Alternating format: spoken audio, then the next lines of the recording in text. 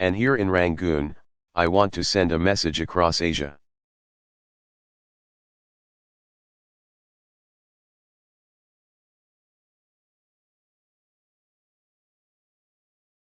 We don't need to be defined by the prisons of the past. We need to look forward to the future.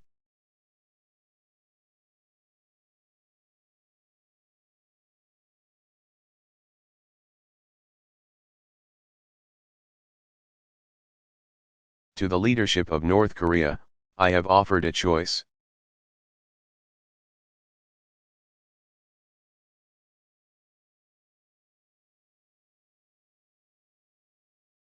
Let go of your nuclear weapons and choose the path of peace and progress.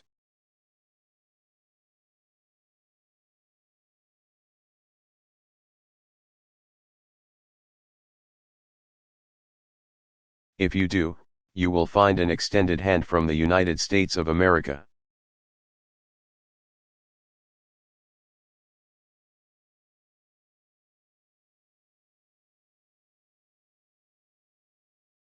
In 2012, we don't need to cling to the divisions of East, West, and North and South.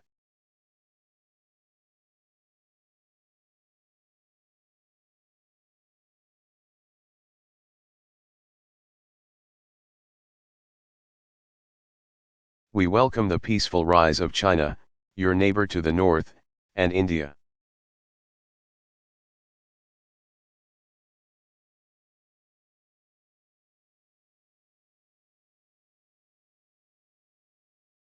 Your neighbor to the west. The United Nations. The United States will work with any nation, large or small.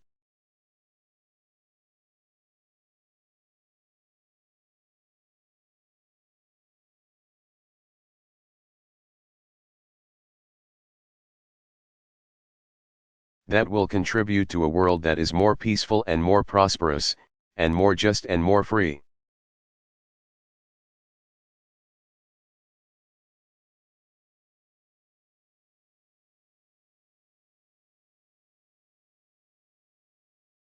And the United States will be a friend to any nation that respects the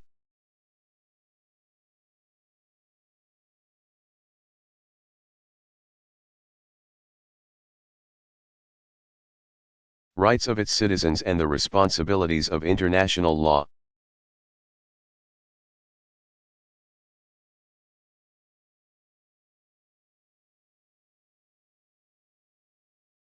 That's the nation, that's the world that you can start to build here in this historic city.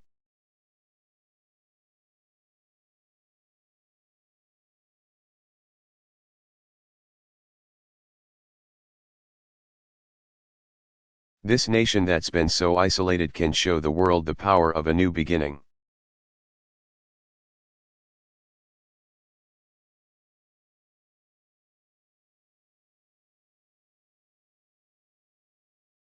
And demonstrate once again that the journey to democracy goes hand in hand with development.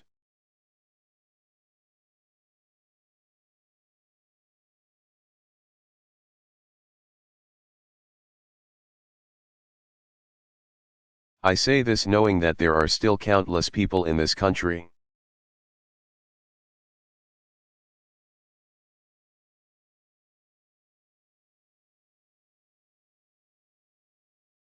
who do not enjoy the opportunities that many of you seated here do.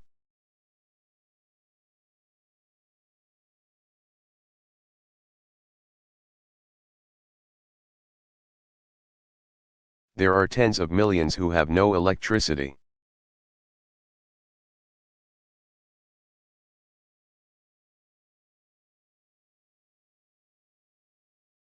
There are prisoners of conscience who still await release.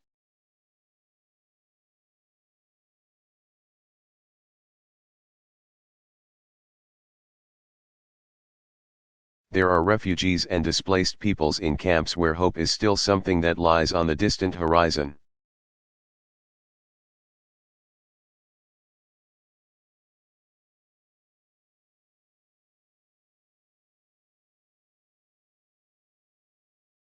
Today, I say to you and I say to everybody that can hear my voice that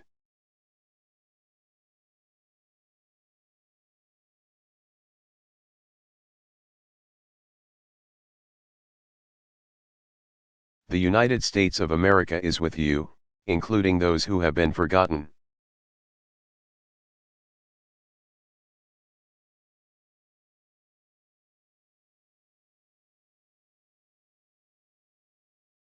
Those who are dispossessed, those who are ostracized, those who are poor.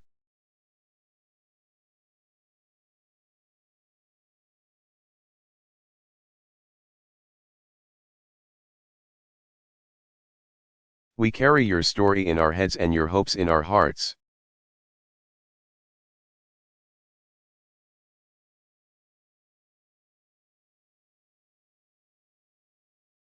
Because in this 21st century, with the spread of technology and the breaking down of barriers,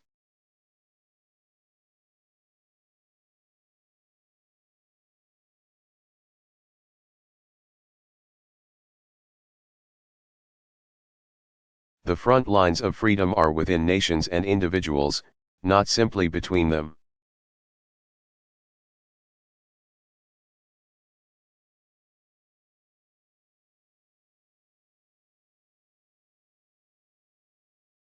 As one former prisoner put it in speaking to his fellow citizens, politics is your job.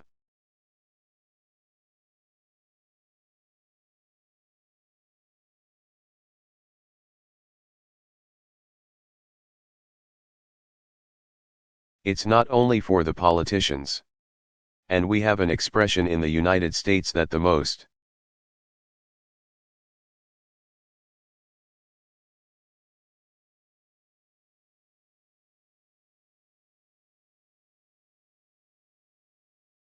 important office in a democracy is the office of citizen, not president, not speaker, but citizen.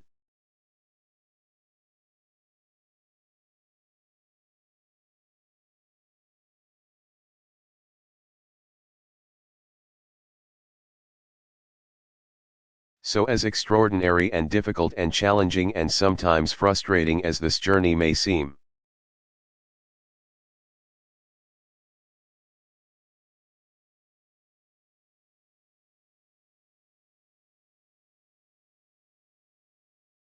in the end, you, the citizens of this country, are the ones who must define what freedom means.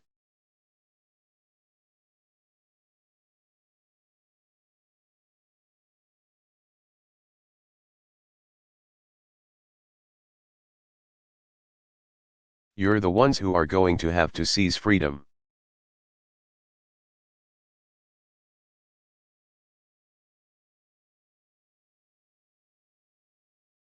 Because a true revolution of the spirit begins in each of our hearts.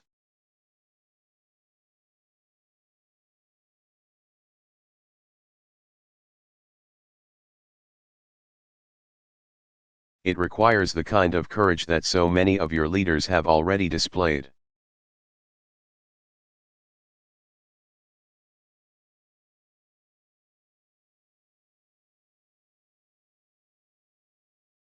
The road ahead will be marked by huge challenges, and there will be those who resist the forces of change.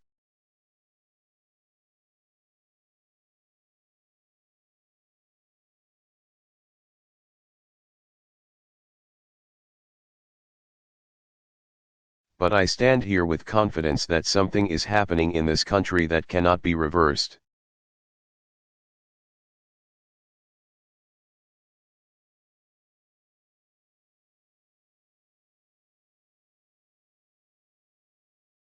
And the will of the people can lift up this nation and set a great example for the world.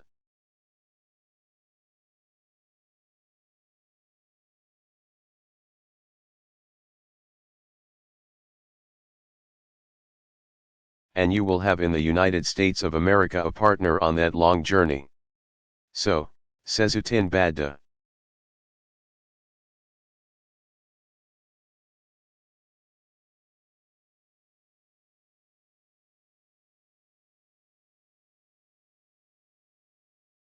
Thank you.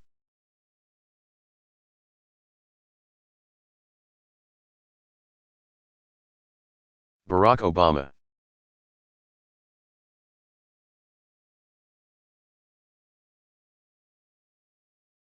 Final press conference of 2013.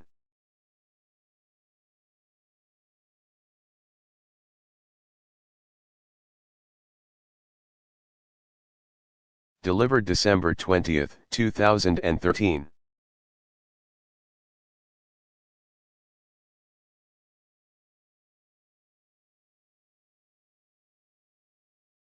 Good afternoon, everybody.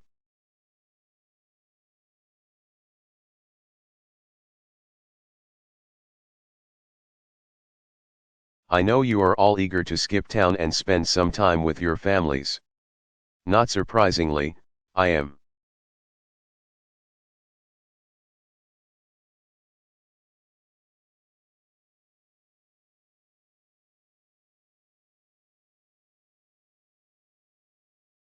Too. But you know what they say, it's the most wonderful press conference of the year right now.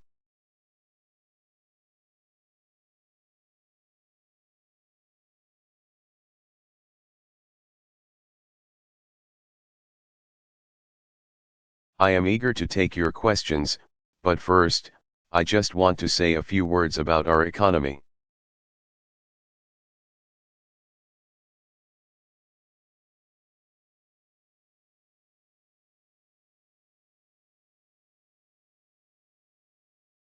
In 2013, our businesses created another 2 million jobs.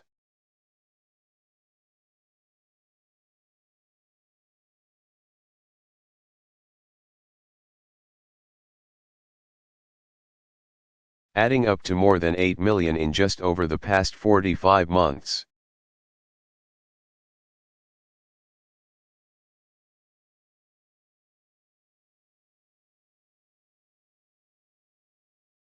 This morning, we learned that over the summer, our economy grew at its strongest pace in nearly 2 years.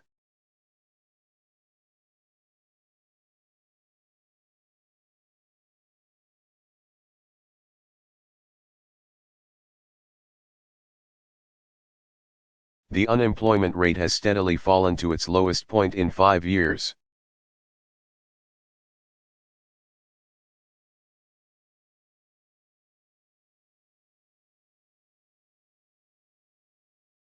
Our tax code is fairer, and our fiscal situation is firmer.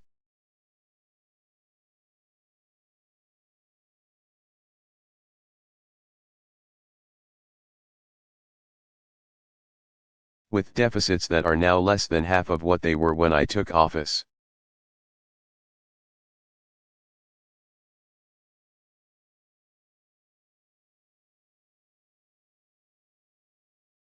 For the first time in nearly 2 decades, we now produce more oil here at home than we buy from the rest of the world.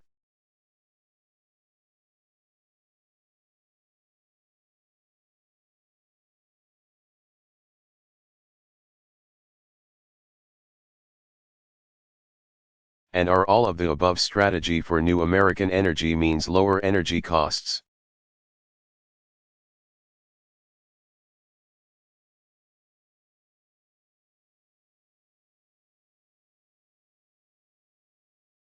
The Affordable Care Act has helped keep healthcare costs growing at their slowest rate in 50 years.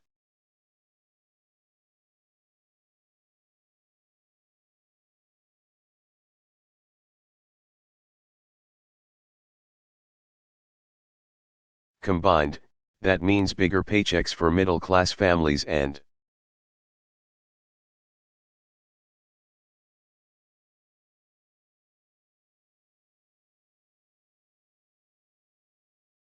bigger savings for businesses looking to invest and hire here in America.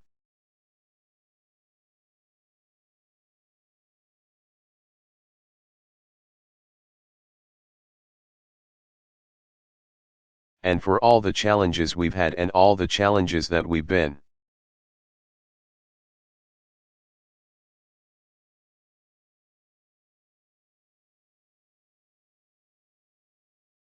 working on diligently in dealing with both the ACA and the website these past couple months.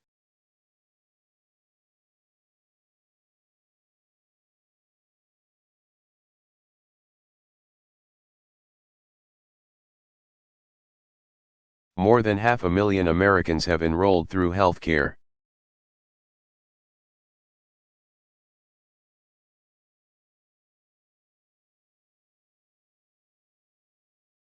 gov in the first 3 weeks of December alone.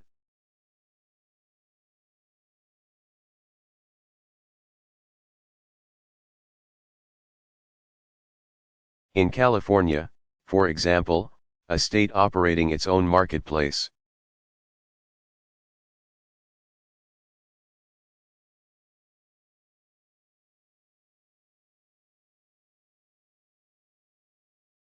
More than 15,000 Americans are enrolling every single day.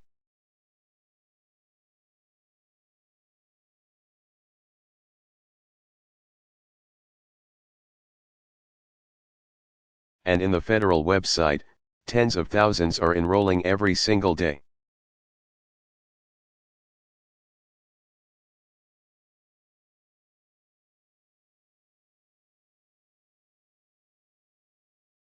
Since October 1st, more than 1 million Americans have selected.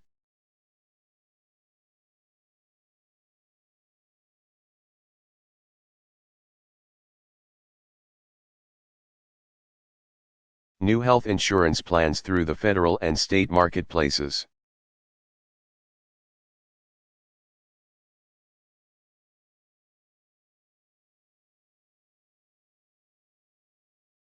So, all told, millions of Americans, despite the problems with the website,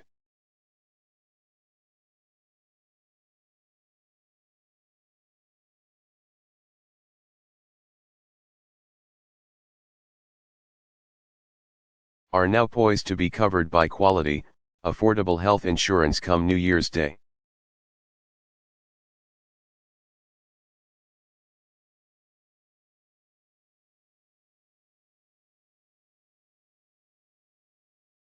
Now, this holiday season, there are mothers and fathers and entrepreneurs and workers who have something new to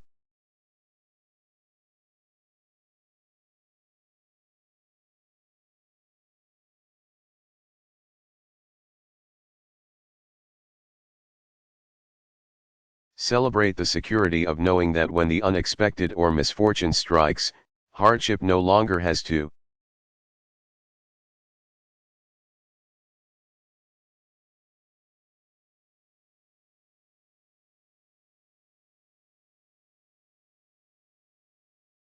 and you add that all up and what it means is we head into next year.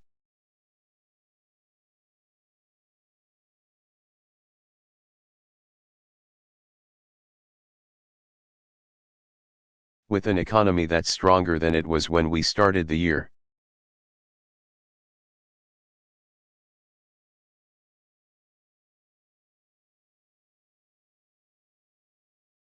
More Americans are finding work and experiencing the pride of a paycheck.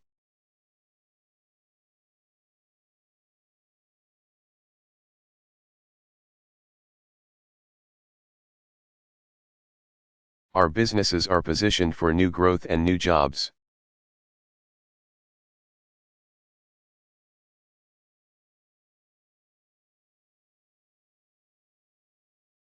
And I firmly believe that 2014 can be a breakthrough year for America.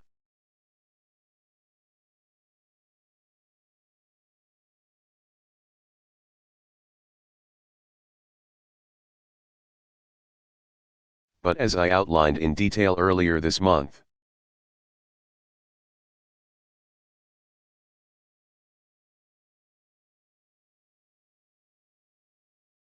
we all know there's a lot more that we're going to have to do to restore opportunity and broad-based growth for every American.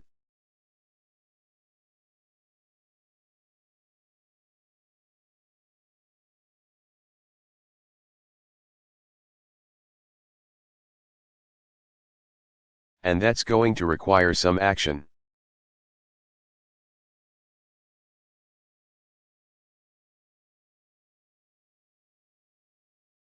It's a good start that earlier this week, for the first time in years,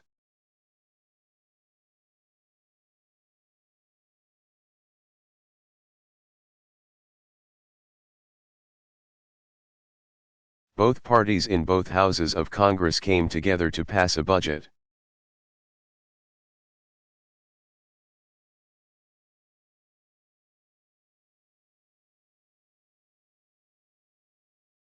That unwinds some of the damaging sequester cuts that created headwinds for our economy.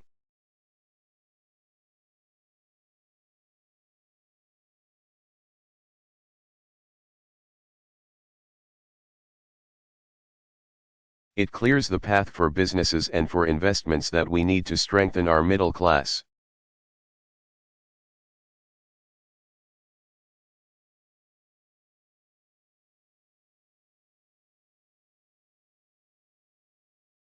Like education and scientific research.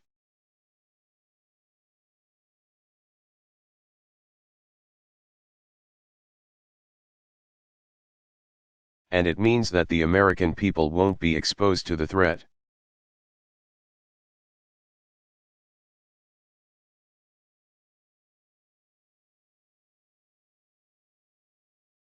of another reckless shutdown every few months. So that's a good thing.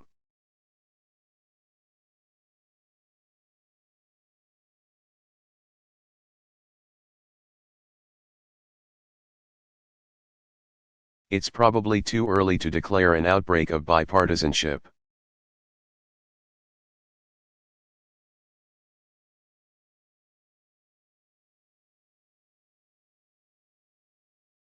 But it's also fair to say that we're not condemned to endless gridlock.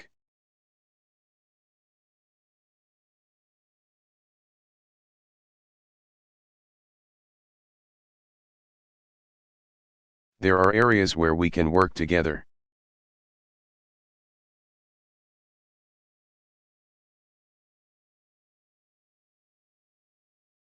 I believe that work should begin with something that Republicans in Congress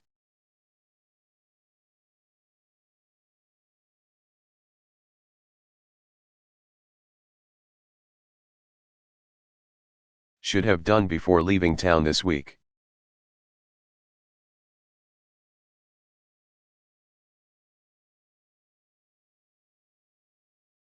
And that's restoring the temporary insurance that helps folks make ends meet when they are looking for a job.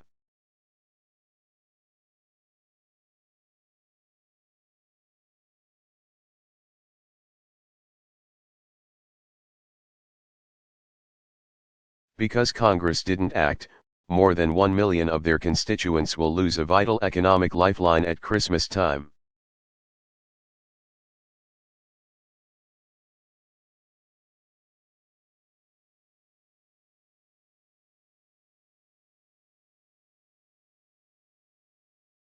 Leaving a lot of job seekers without any source of income at all.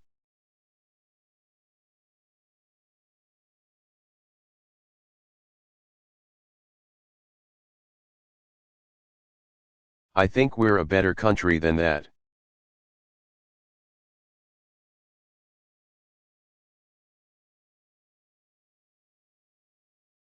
We don't abandon each other when times are tough.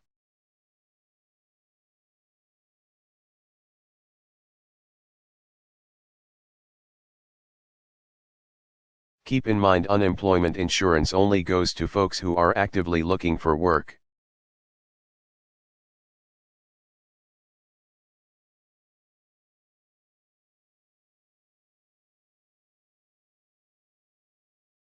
A mom who needs help feeding her kids when she sends out her resumes.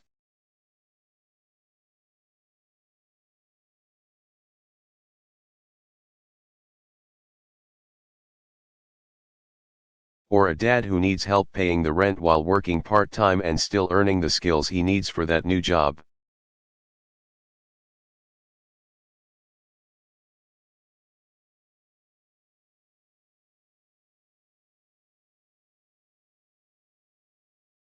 So when Congress comes back to work, their first order of business should be making this right.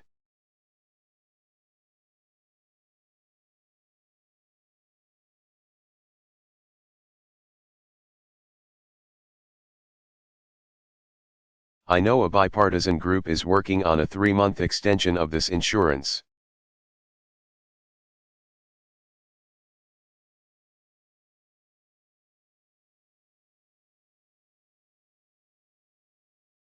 They should pass it, and I'll sign it right away.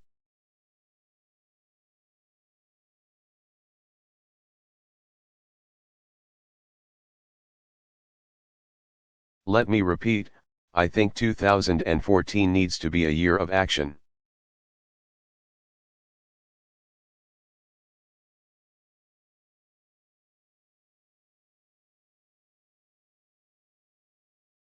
We've got work to do to create more good jobs.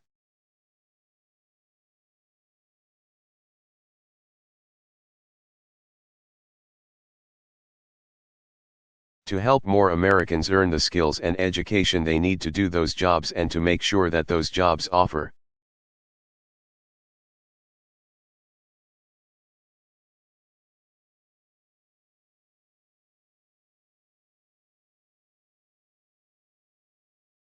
the wages and benefits that let families build a little bit of financial security.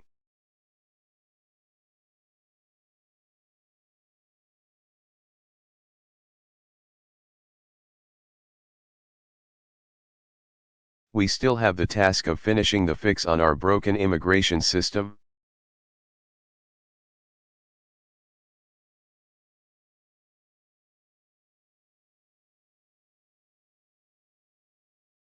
We've got to build on the progress we've painstakingly made over these last 5 years with respect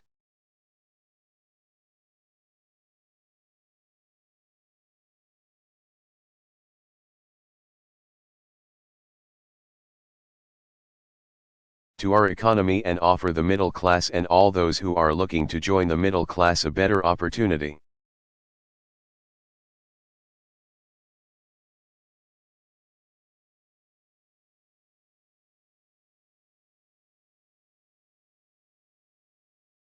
And that's going to be where I focus all of my efforts in the year ahead.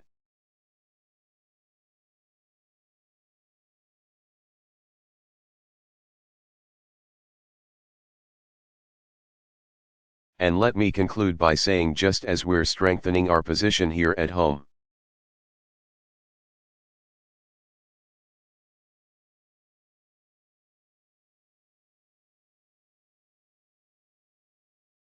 we're also standing up for our interests around the world.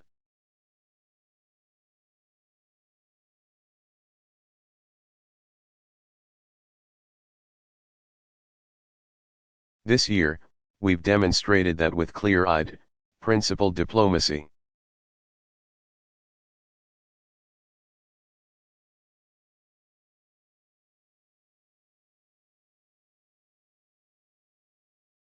We can pursue new paths to a world that's more secure, a future where Iran does not build a nuclear weapon.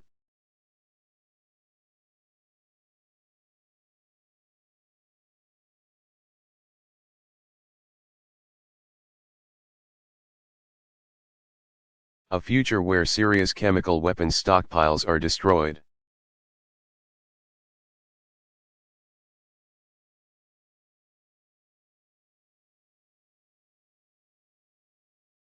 By the end of next year, the war in Afghanistan will be over.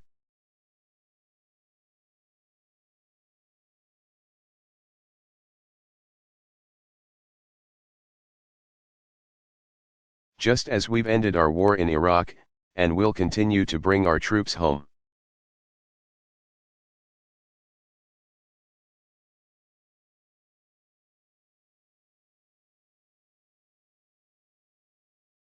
And, as always, we will remain vigilant to protect our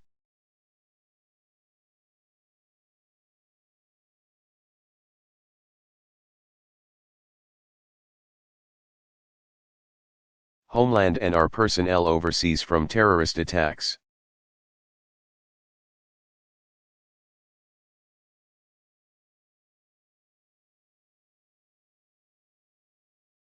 Of course, a lot of our men and women in uniform are still overseas, and a lot of them are still spending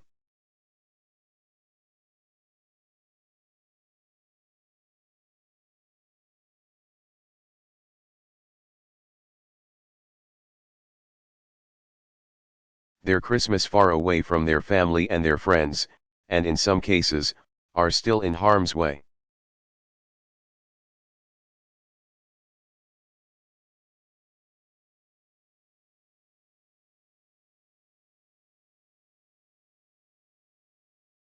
So I want to close by saying to them and their families back home, we want to thank you.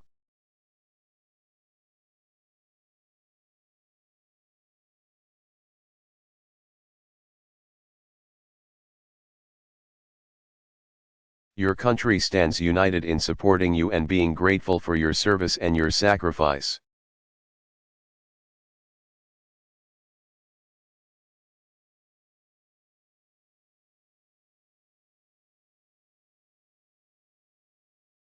We will keep you in our thoughts and in our prayers during this season of hope,